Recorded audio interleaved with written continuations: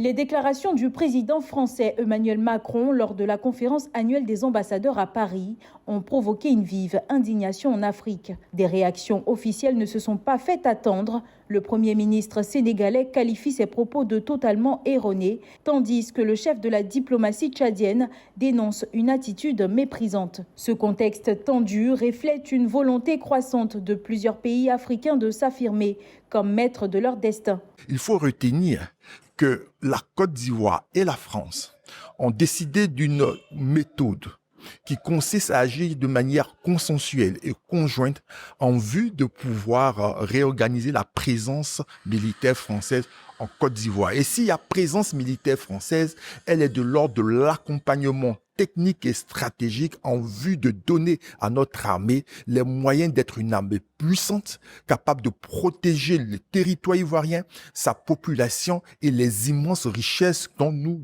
disposons. Pour l'analyste politique Landry Cuyot, l'Afrique est désormais engagée dans une dynamique de souveraineté et de respect de son identité. Pour rappel, un mois après l'annonce par le Tchad et le Sénégal du départ des soldats français sur leur territoire, la Côte d'Ivoire leur a emboîté le pas. Entamé en 2022 avec le Mali, les retraits de l'armée française de pays africains s'enchaînent.